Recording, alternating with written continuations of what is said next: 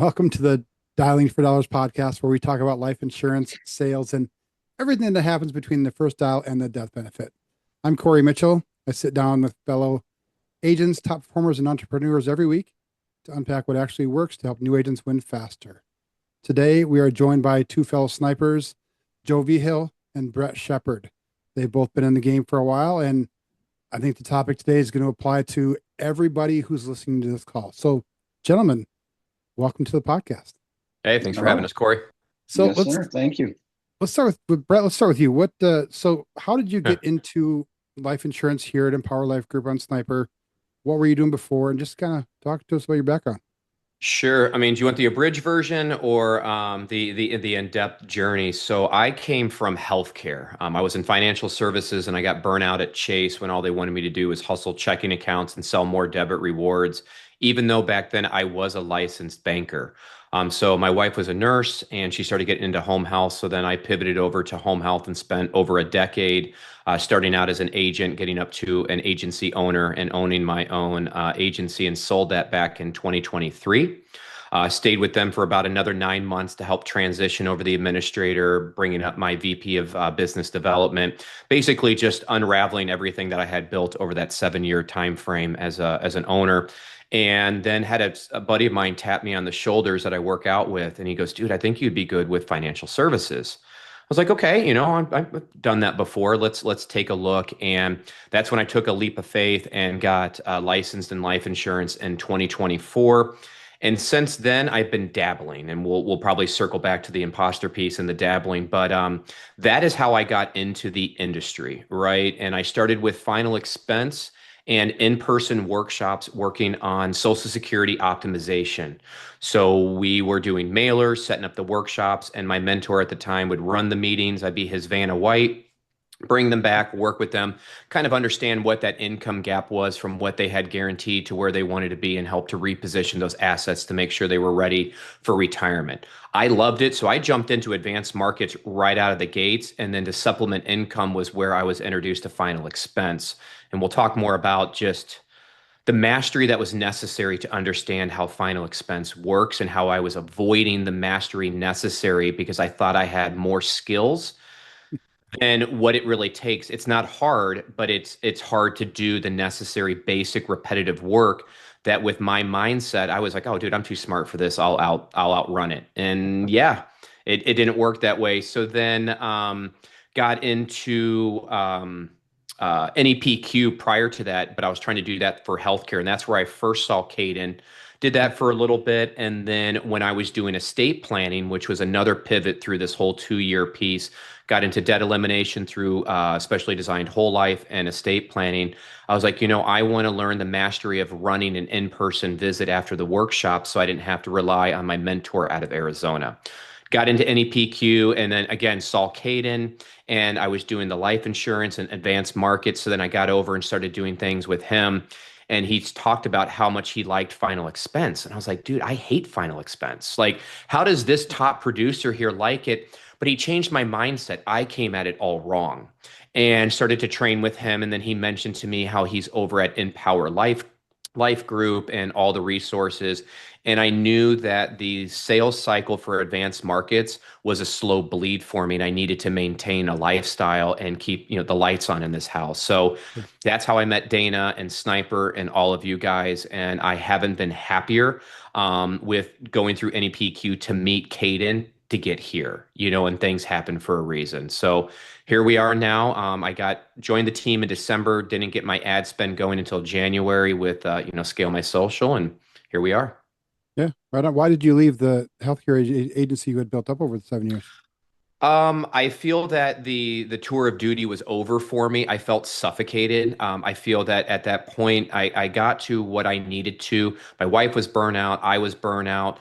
Going through COVID, we don't need to go down that rabbit hole. But in healthcare, when you're losing clinicians and now your wife is having to go out and see patients, but we couldn't send a nurse out, it just became very stressful. And I think we both realized in our heart of hearts, the tour of duty was what got us to where we were, but that was not where I was going. And that suffocating feeling was enough for me to tap out, sell my shares back to my business partner, and start this 2-year journey of limiting beliefs and growth. So Yeah, I feel like it's a personal development journey. How about you, Joe? Where did you come from? What have you been doing? I know you've been in insurance for a while and in different capacities.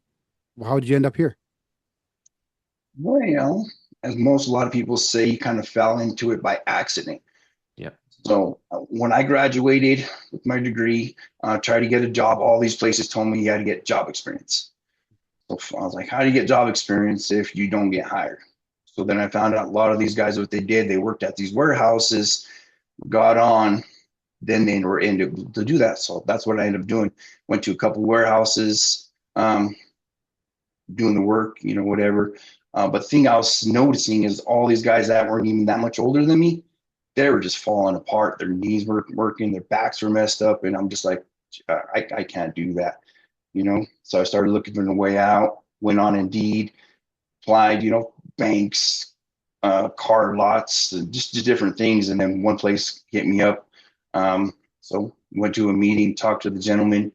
They were a retirement company working with all things retirement, being a one-stop shop. Liked the deal. Started doing that for a little while. And honestly, one of my favorite things to do was with life insurance because you could do that all year long, like Medicare and certain situations. Yeah, only could do it during certain situations and that. Was there for a while. Felt I outgrowed that place. So somebody kind of introduced me how to do it on your own to be with a broker. Did that for a short period. Then somebody asked me if I wanted to be their life guy at their PNC place. So that's where I got into, started doing PNC, started doing the life stuff. And then I just got really used to being by my own and didn't like having an actual boss. Yeah. So got left there. And then that's when I kind of got introduced to NEPQ. Shortly after that, that's when I found out Caden was doing his own little thing, jumped on, started with somebody else.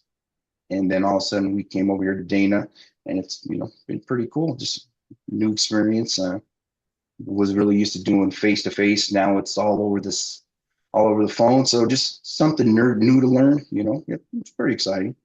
Yeah, it's a different skill set, and this industry exposes what you're good at and what you're not good at. And that's really why I want to have you guys on because I feel like we've all gone through a similar journey. Joe, you've been here longer than Brett and I. Brett, I think you and I started dialing the phones December 1st. So we've kind of gone through this, but we haven't found instant success. Like you see some people come in and they write 10 grand in business in their first week. And you're like, "Oh, I've been here for 3 months and I've never written 10 grand a month. What's going on?" And so I want to just kind of talk about the perseverance you guys have and what it takes to just keep going when it's hard and when it doesn't come easy. So like, do you ever question whether you should even be in sales?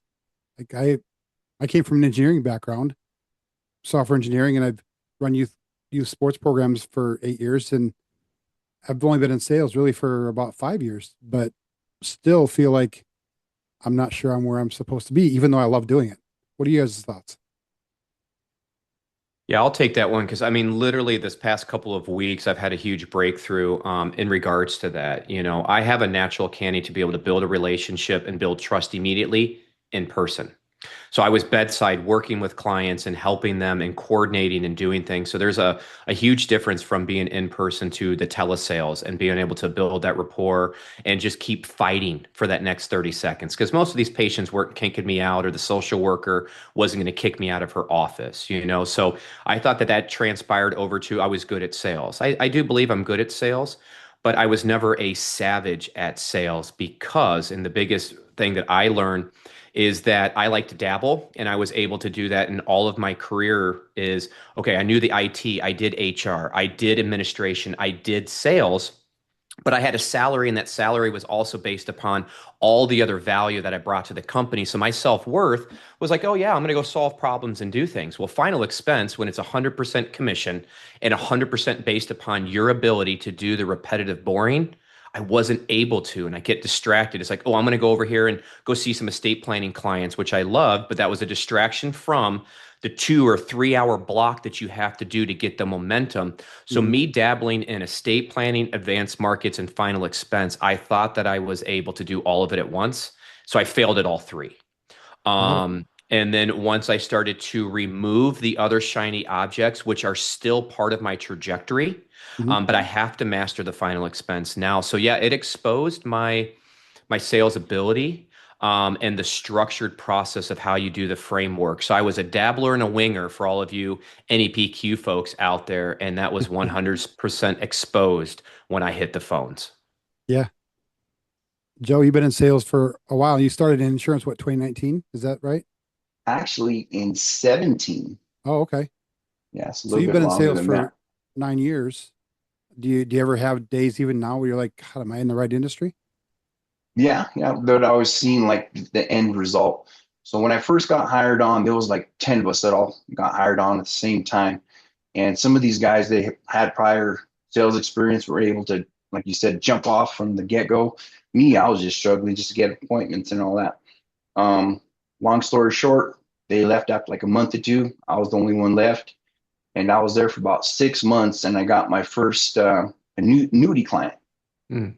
And and I walked in. It was like on during the weekend, and then it was like Monday morning. I walked in, um, told them what I got, showed them the check, and there's people there who's been like 15, 20 years. They'd never done an annuity, and then everybody was just shocked with me. So I'm just like, yeah, this could pay off. You just have to keep enduring. Yeah. And once those residuals actually start hitting, it just makes it a lot easier and more rewarding, especially when you're helping out people and you get to see them face to face with the things that you're actually doing. Yeah. No, that you see all over like social media, all these people who are publicizing how much money you can make and how easy it is and get rich quick, drive the fancy cars, whatever the case is. My favorite quote ever, I think, in this business has been from Pryor Hovis on our team. He said it's not a get rich quick scheme, it's a get rich for sure scheme. You just have to Mm. stay with it long enough. But that leads me to like when it gets hard, like when it looks you in the when failure looks at you in the face in your first few months, what is it about that and you that says, I'm going to keep going anyway? I think it comes down to A, the people that you surround yourself with. I mean, our team at Empower and everywhere I've been, they've been supportive, but they can only support you to a certain point because you have to look in the mirror and be able to say, do I want this enough? And am I willing to do the work? And there's times that I'm looking out the window going, maybe I could go find like a capitative job with a salary. But then I look at it, I go, well, then I'm going to be right back into that same rat race that I know I'm not going to enjoy. So what is it that I need to do? So I think the longer it is that once you can just surrender to dissolving who you were to become who you're gonna be, some of these folks they do it a lot quicker. And you're like, God, who is this, young buck with no experience out there crushing it? I got 25 years of corporate experience and all this. Guess what? That means nothing in here until you're really ready to pull back the mask that we've created over time that got us here. So I that think it was the actually hardest makes thing some for me people. is I have so many layers of personas and masks and limiting beliefs that I've had to remove that got me here safely, but it's not going to get me to that next chapter. And I think once you look at that, you see it and you work through it through, we got our team talking about journaling and breath work and identity. We have the right people, but you have to do the work. I would argue with you that the 25 years of experience you do have does make a big difference because you got to get rid of all that shit. You 100%. have all these bad habits and all these assumptions about how good you are and how effective you can be, and you come in and the facts are maybe not, right? 100%. Oh, I've been eating so much pie. Thank God I work out every day because this humble pie, I'd be way overweight. I eat a lot of humble pie and I don't work out near as much as I should, but I'll get back around to it. So, was there ever a point you felt like quitting, Joe? Every day. Oh yeah, yeah. But then I kind of have always in back of my head, I don't know where it kind of comes from. You just get, excuse my French, or just enjoy that shit sandwich. Yeah, I think yeah, probably comes from, wrestling and then, maybe doing boxing and stuff when I was younger. There's nothing like getting slammed or punched in the face and just keep on moving forward. So yeah. I mean, kind today's of Friday. hard headed, I This guess. episode will drop on a Tuesday, but usually by Friday, I've thought about quitting 3 times Hmm. at least. And I think one of those things too is that I'm not used to people hanging up on you, but they're not hanging up on me. They're just hanging up on that situation, that time. Yeah. And I took everything personally because Oh when my I'm God. working in healthcare, I did hospice too. So I'm working at end of life. Like there's a different compassion and feeling. So like I know in my heart of hearts, I just want to help and serve. Yeah. But these people that said that they raised their hand and they hang up on me, I took everything so personally for a while. It gets under my skin here and there, but now it's just kind of like, okay, whatever next. But those little moments that everybody talks about, yeah, you just got to brush it off because you're calling them out of the blue and we don't know what's going on in their life. They're not hanging up on me as much as they're just, it wasn't the right time. Yeah. I No, agree with that. I'm actually one of the few people that still picks up the same phone number every time it calls me, even though it says potential spam. Just, I don't know why. Because when I used to run lacrosse and there was there was so few people in my area that played it or had been around the game, I had to take every potential candidate that wanted to Yeah. play. And so if I didn't know the number, I just had to take it. So even now I pick up the same phone number every time. It calls me 3 times a day. And if they don't answer, that's whatever. And so when I call these people and say why I'm calling, and it's got to be somewhat relevant, but they still hang up. It cut me to my core. Hmm. It- Even though I know it's not me, it's not personal. It just still was like brutal. yeah. Yeah. Well, kind of like how Brian said, you don't know person's situation. So I'll tell you this little example. Call this lady, fresh lead. She ended up cussing me out and just yelling once I got a hold of her. I was like, son of a gun. And I was just like, well, let me just try door knocking because I pretty much learned that they're not as mean in face to face. And usually it's a short little old lady or guy, they're sweethearts when you meet them in life. So I'm going to go door knock this lady, knocked and told her to spill, you're looking for life insurance and all that. And she goes, oh, yeah, come inside. So I started chit chatting. The story was her daughter got diagnosed with some terminal cancer, and the daughter didn't want to go through that course because I guess she was a really pretty girl, so she didn't want to go through all that the changes, and she ended up committing suicide. Oh boy. So it was around the time I believe I called the lady when she probably found out about that news. So I'm just like, yeah, you just don't know what that person on the other end is going through. No. And yeah, you are calling them out of the blue. It's pretty rare where you can actually catch them when they're like, "Oh yeah, let's have a conversation," or it seems like it. Although we work with several other representatives who seem to either get lucky, catch them when they can talk, or they're just that good to cut through the noise and get them to a conversation anyway.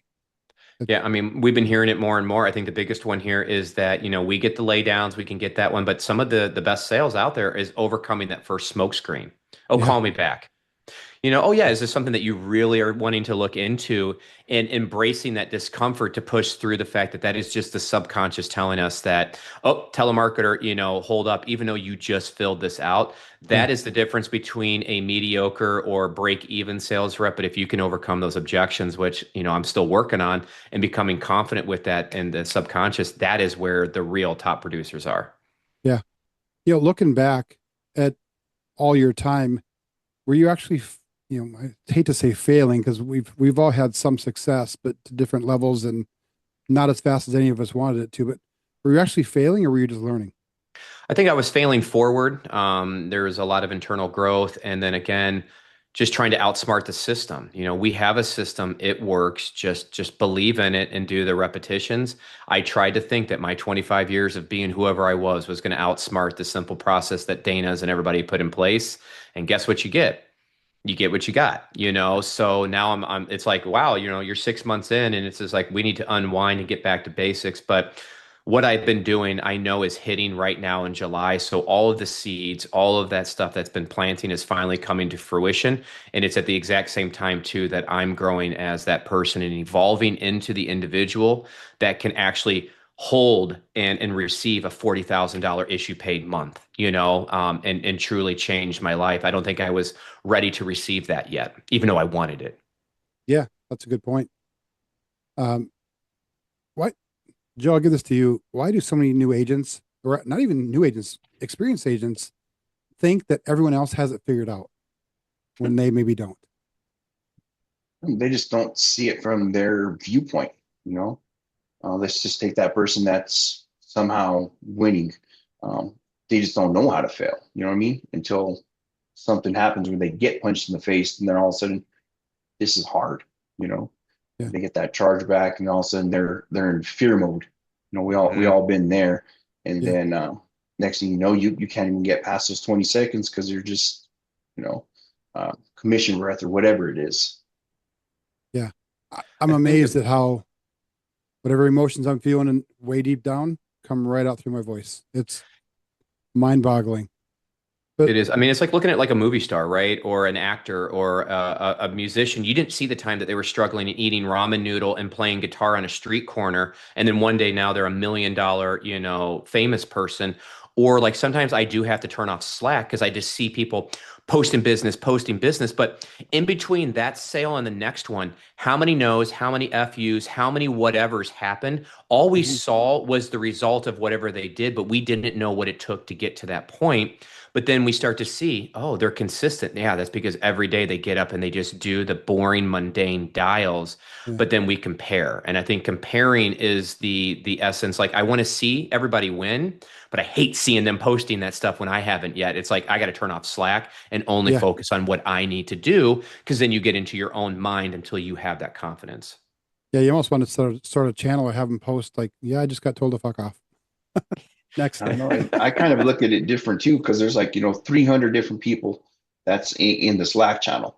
And, yes, you have the ones that are constantly posting, but there's people like us who get 1 week or, and so forth. So I just try to cheer for everybody. Once I see a win, I'm just like, thumbs up, way to go. Because that kind of pumps me up because I'm just like, um, I've never seen this person before and they're winning today. So let's Yeah. do it. It is fun to see people win and see. It's really fun to see people when they have a breakthrough. Like Brett, you had Yes. a really big week last week, if I recall, or and you've kind of been up and down like we were talking about, but you just had this like great week and you finished it on a banger with like what 7,000 in AP or on the last day. It's awesome to see that kind of stuff because Yeah. we've seen what you're going through and you just keep going and keep battling. And that's Wendy Whitson was on about a month ago. Same thing. She's been kind of struggling and then she had a breakout month and now Yeah. she's off and running and she's posting about every day. It's pretty cool to see. And that's So the big one. It's just that one app. It doesn't matter if it's a little baby 360 or if it's a 1500. Just as long as you keep doing it every day and what I did, because I'm a visual person, is I have a map. And did I accomplish an income generating activity every single day? mhm, And that could be maybe I didn't get a final expense, but I did help, deliver an estate plan. Well, that was revenue that I generated.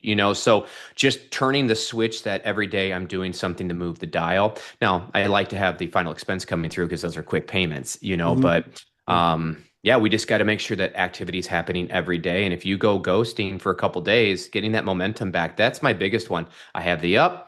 Something happens where I don't have those full productivity days, and then you get back down into a week slump, and then you're back up again. I don't know what we got to do. I think you just got to remove all other distractions.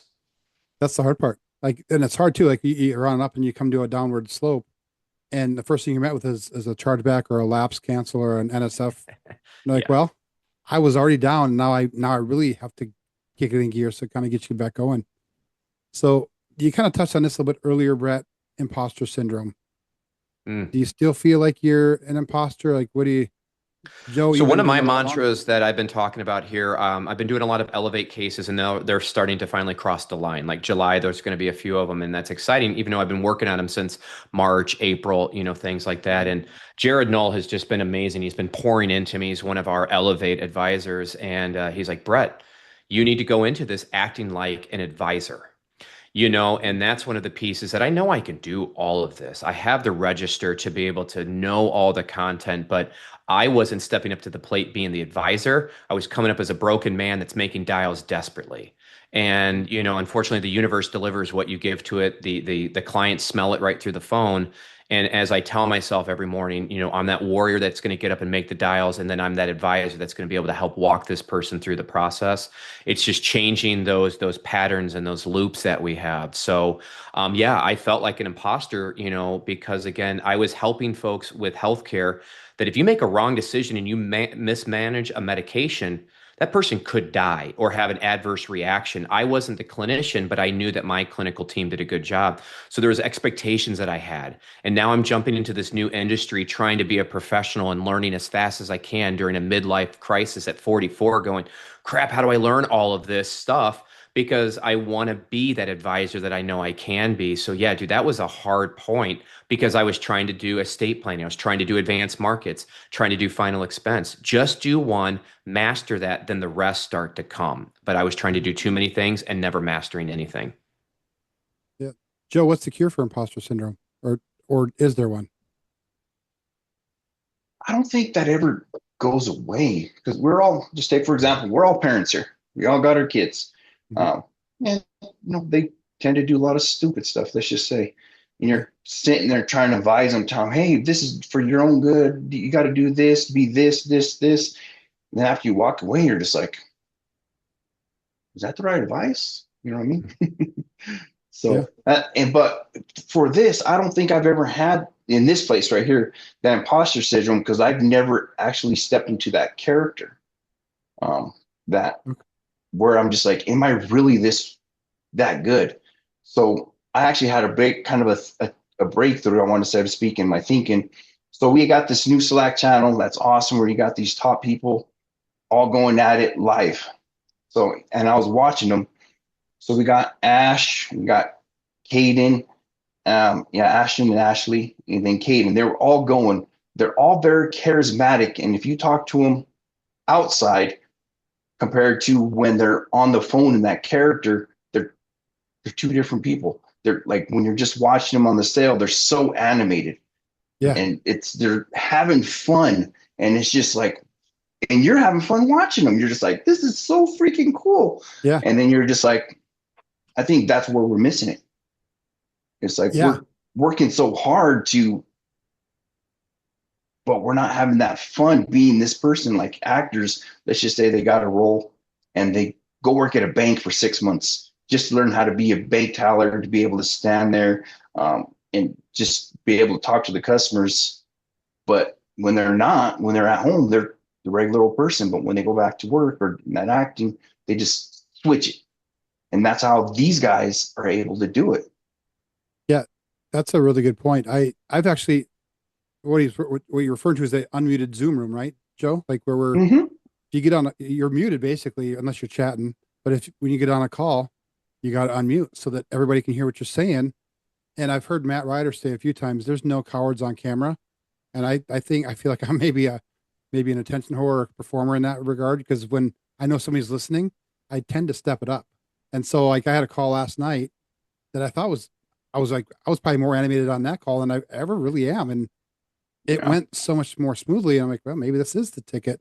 But I think in terms of like curing imposter syndrome, and have you guys found yourself in situations where you're coaching a newer agent, or Joe, you do it a lot, where you have a lot of product knowledge and you'll just throw in Transamerica's got a great IUL for this case or whatever. Do you feel like teaching other people who maybe aren't where you're at is a good balance or cure for imposter syndrome, to be like, you know what, I am further along than I give myself credit for. I'm not an imposter.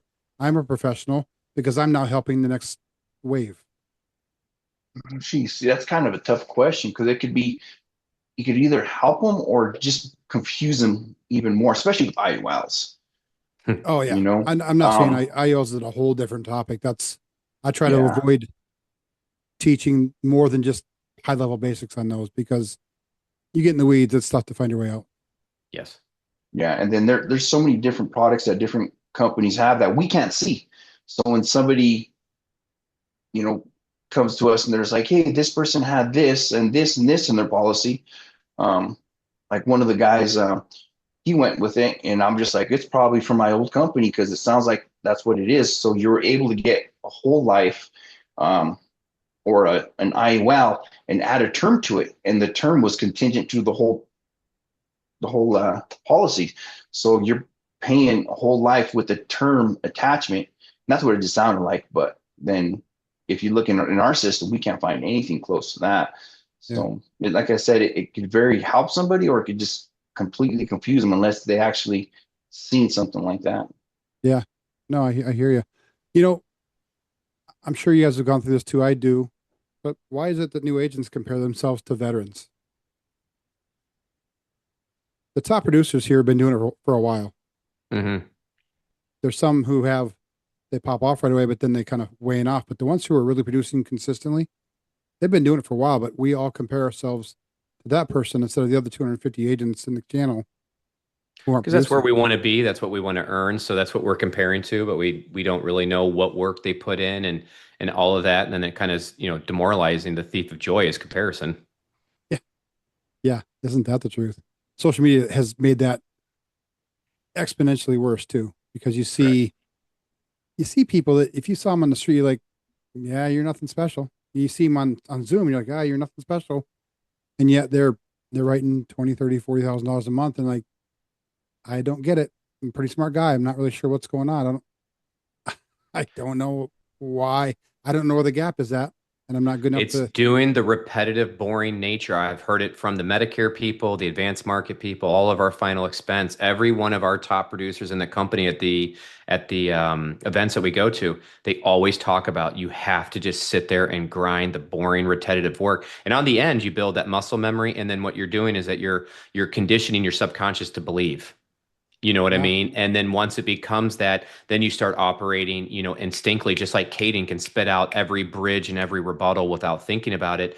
We're trying to memorize it, store it somewhere, and think that we can recall it. And then we fumble because we Mhm. just haven't practiced enough. So I think that's the biggest one is that how many times have they sat there and practiced every morning the opener and then they practice the stakes and they're walking around and listening to their videos and maybe we listen to one video a week, they listen to their calls 4 times a week or 6 times a week. Mhm. Yeah. Caden would say he would always role play, or he would listen to one call every day and then do one training every day. And I think he even Hmm. did some role plays at least multiple times a week.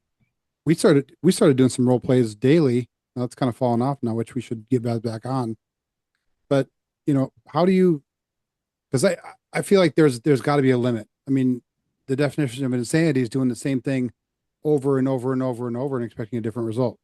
I think part of it Where comes to is when you're buying leads and you've never done something like that, you're practicing on a $12 to $20 practice shot instead of you just standing there and doing, 30 reps for 20 minutes without it costing you. So then we got this sense of doubt like, oh my God, if I don't talk to this person, there goes $20. But we're Mhm. practicing on a paid lead instead of doing the practice amongst peers or doing it, outside. But then you start getting into this quagmire. Well, if I'm over here practicing, I'm not making dials for a chance to make money. But so then you get into this whirlwind of what comes first, the practice or the execution, or delaying the execution for longer and spending that money and digging a hole that you're now regretting. I mean, that's Mhm. where you got to just stop, talk to your coach, and go from there. Because I think we've dug ourselves some crazy repetitive loops. Yeah.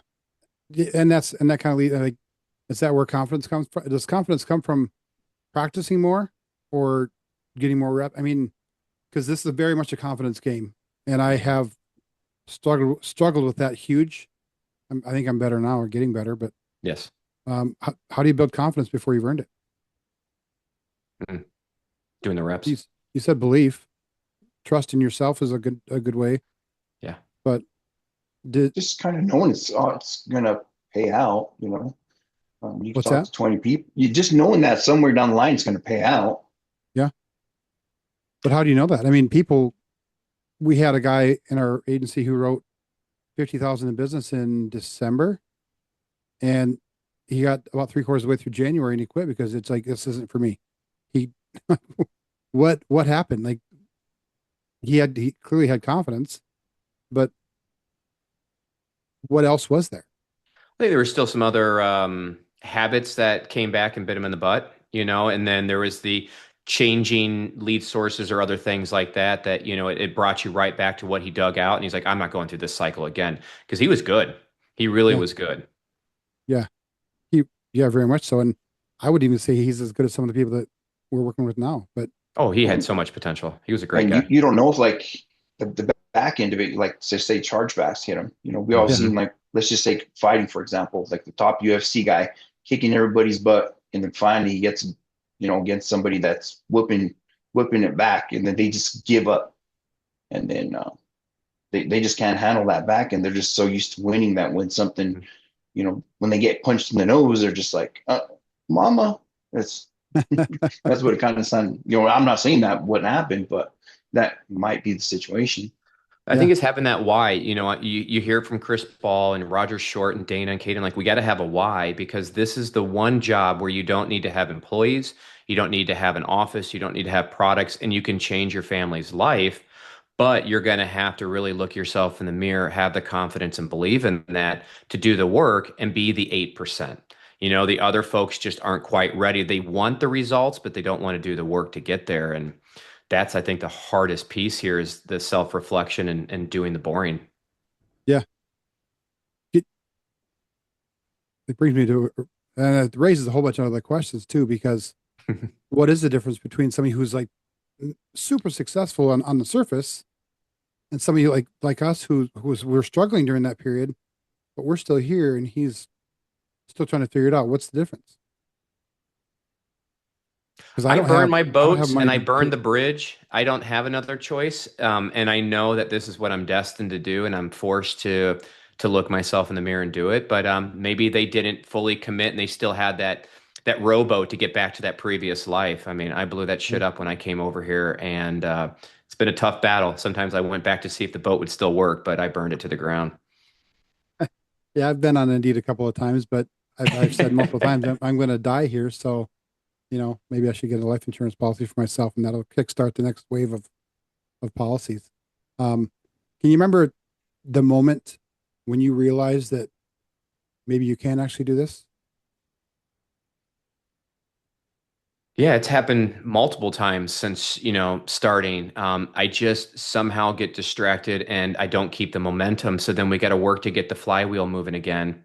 And then it gets going. And then that one downward turn where it's testing you, you succumb to that, or you allow the other external factors to bring you down. So then the flywheel stops and then we got to do it again. So it's like every month we're rebuilding the same process over and over again, which now is the idea of what we call insanity.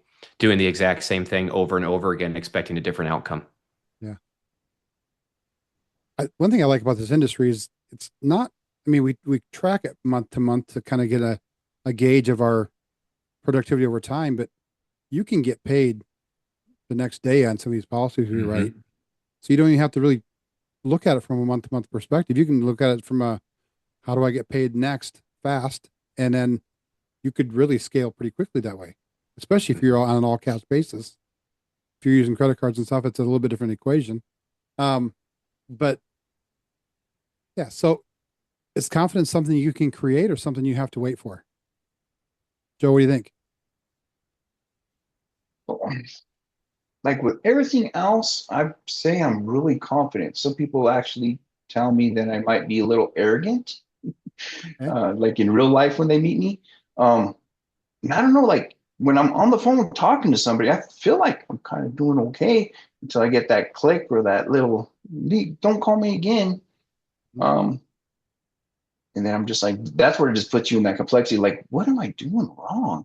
Am I just that crappy? But then you kind of remember all this other stuff that you've done where you're like, I figured that out. I'll figure this out. That's a good point. I mean, maybe it's a strategy thing. There's a lot of different ways to sell life insurance. There's a lot of different niches and verticals in life insurance. You can sell, life insurance, retirement planning. You can sell annuities. You can sell final expense or mortgage protection. You can do it over the phone. You can do it on Zoom. You can do it on outbound with age leads or inbound with TV ads. Plenty of different mechanics you can do it, Yeah. So is the option to figure it out to change strategies, and how frequently should you do that to make sure you're not chasing the shiny object, but you're actually trying to improve your strategy? I'll give you a little example. I had some person that was on one of my leads that was actually here in my town. Doesn't happen too often, but this was there. So I was actually on that side of town the other day. So I was just like, I'm going to go do this event. Then I'm going to go door knock this lady. And she answered the door. We went to her, she invited me in her apartment, started talking to her, found out she has the World Company. Let's just say that. and a really crappy policy. And she was paying like $50 a month for like $2,000. And I'm just like, oh, I could beat that most definitely. And even if you are GI, so I went through, ended up getting her like 8,000, almost 9,000. Let's just say it was like 87 for that price. And she was like, called the company with her. She was so helpful, thankful and all that. And, walked away. And from that one, it's just, now you just got to apply that to the phone part where you're talking, where you don't see them face to face. But it raises a good point. Is it worth trying, like some lead vendors, you can specify county location. Is it worth, like if you had good luck with that, is it worth trying to find leads that are in your county and just go door knock them instead? It's depends. One of my final straws is when I went into somebody's house and the gentleman was just sitting in adult diaper. That's all he was wearing. Well, I was sitting there going to the car, and I'm just like, the whole time I just wanted to walk out. And this guy was on Medicaid, and just I think I did like a Medicaid, what do you call it, plan on him. And then, but I was just like, and that there's so many stories I could guys tell you about, just walking in, actually seeing roaches on the floor, but you do walk into some houses, they're just like, oh, yeah. I mean, how do you know you've done enough reps or effort before you go chase the next thing? Because again, we feel that, it could be comfortable or the grass is greener over there. And, I've done the exact same thing, and now I'm back and just knowing I need to put my head down and just do the daily activity. Mm-hmm. Yeah. I ran out of money doing fresh leads, so I had to switch to like age leads, and it was good from a practice perspective. It was $1 a piece. So if I failed, it's $1.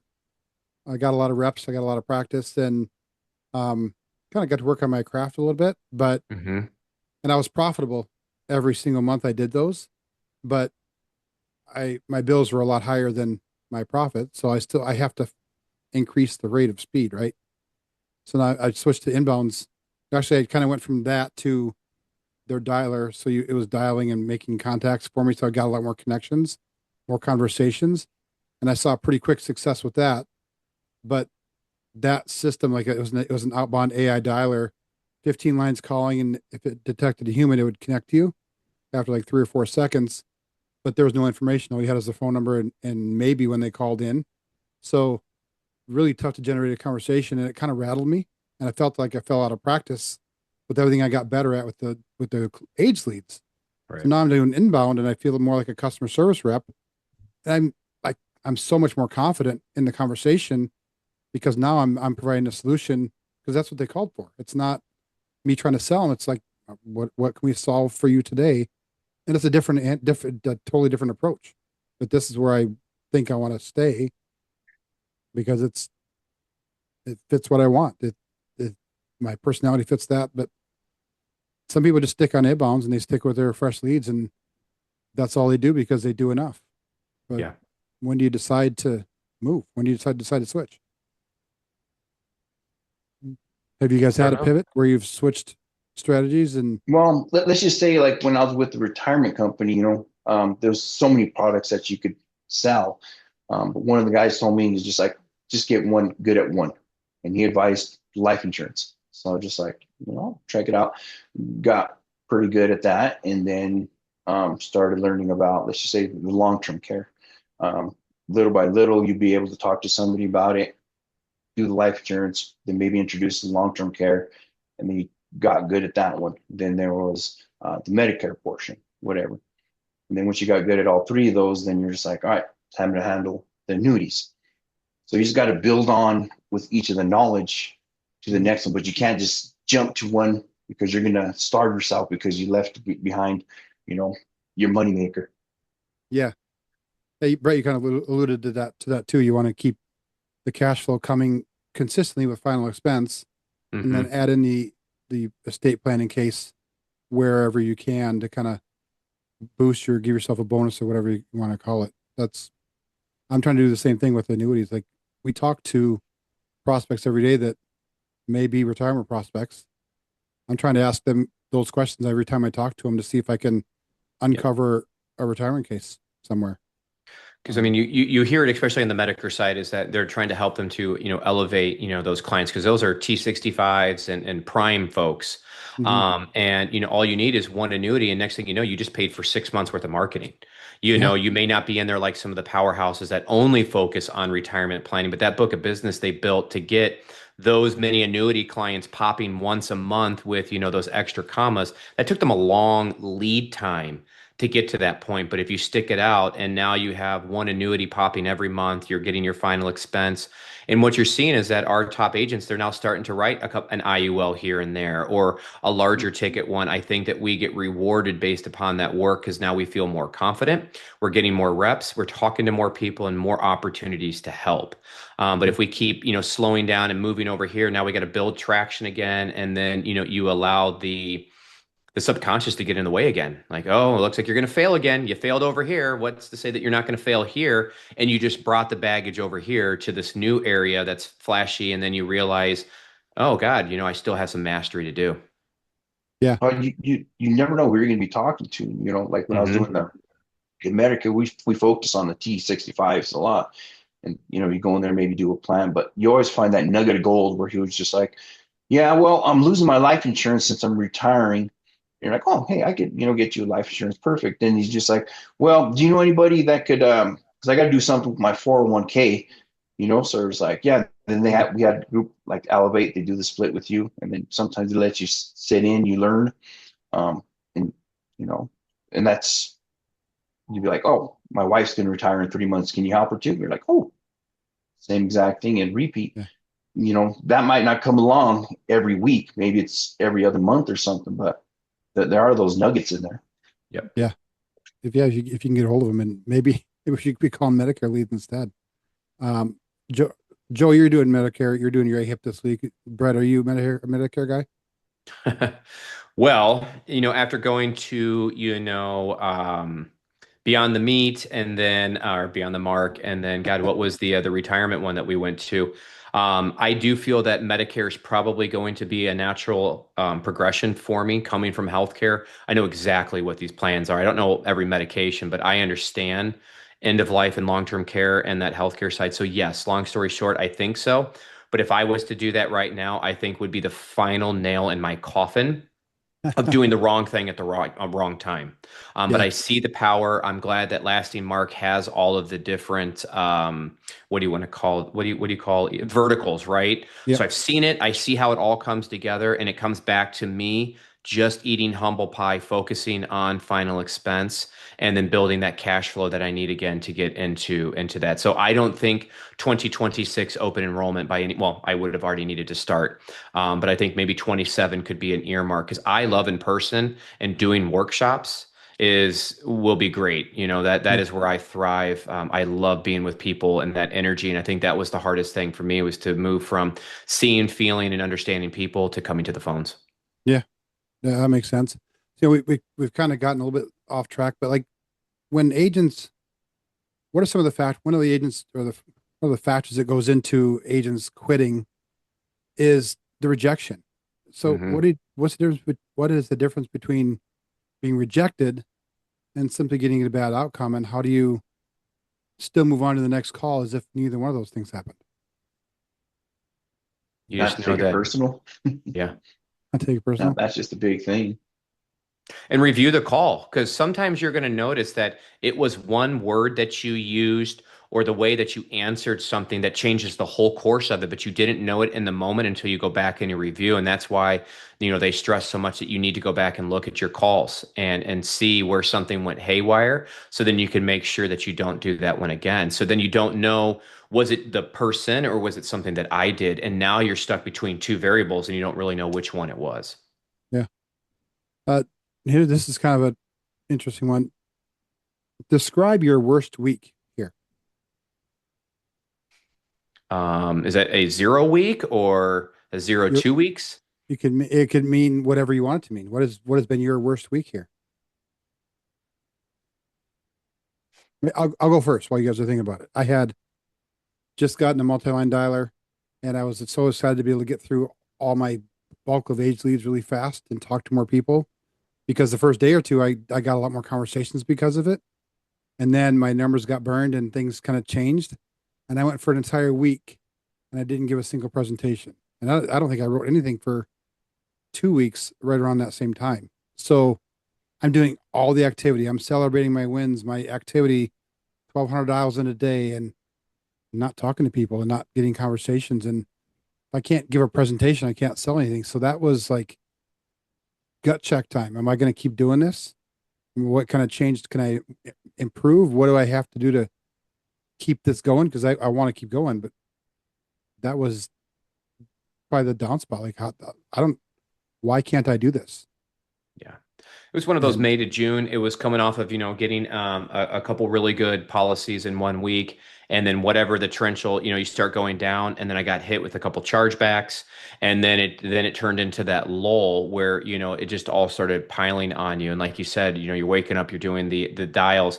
When's the break going to come? And then after a while, you start staring out the window like, is there a break? Is there a break? And then it finally happens. And then, yeah, I would say it was probably that May time frame that I had felt one of those coming off of a really good week and then just getting hit on the way down.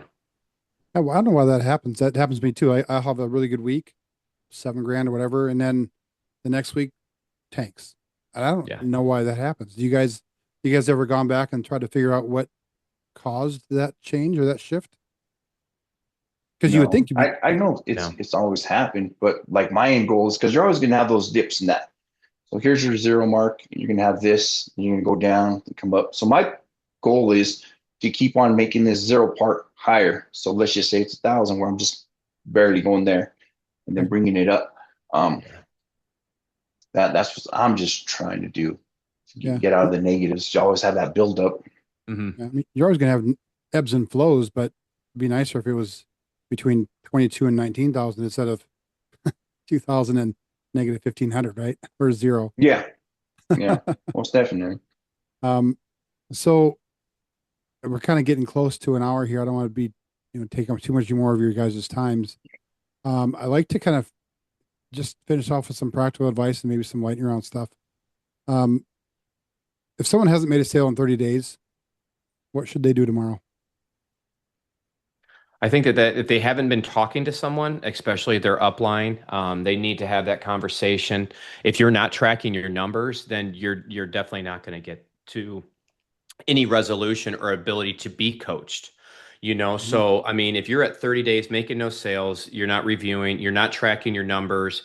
I mean, are you really in it? And then, go talk to your coach and have that, coming to Jesus. I guess maybe it's just not meant for you at this time of the season. Or look at it, realize it, and then just say, you know what, today's the day that I'm making that change. I'm going to put my head down. I'm going to remove all the distractions. I'm going to be coachable and do the work. And, we hear about, Clark Stanley. He's like, I got down to the last $7 in my bank account, and then he went to the boot camp and wrote 7 and then reinvested that. And next thing you know, this guy is just crushing it. So sometimes it's like, do we have to get down to 0 to finally feel enough pain to say that the pain is worse than the pain of change? And are you ready to change? Got it.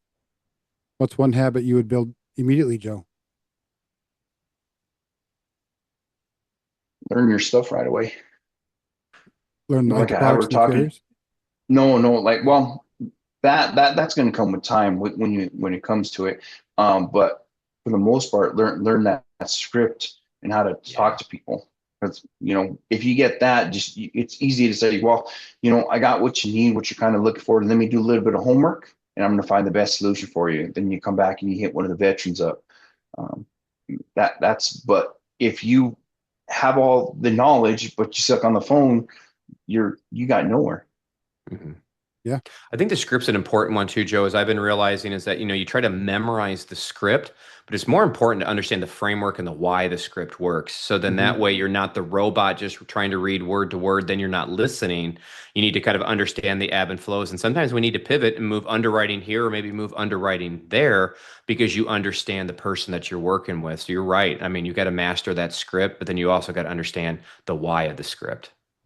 I thought it was brilliant when Caden shared with us, when you're listening for clients to answer your questions, don't listen for the answer of what they say, answer or listen for who they are when they say it. So if they sound like they're hesitant or a little bit trepid or whatever, address that. Address the skepticism they might have, and talk to them like you're a human being who's listening to their emotional needs, not just what they said. And I thought that was Well, we do it in real life. Like if our kid has a bad day and you're like, hey, how's school? And they're like, it was okay.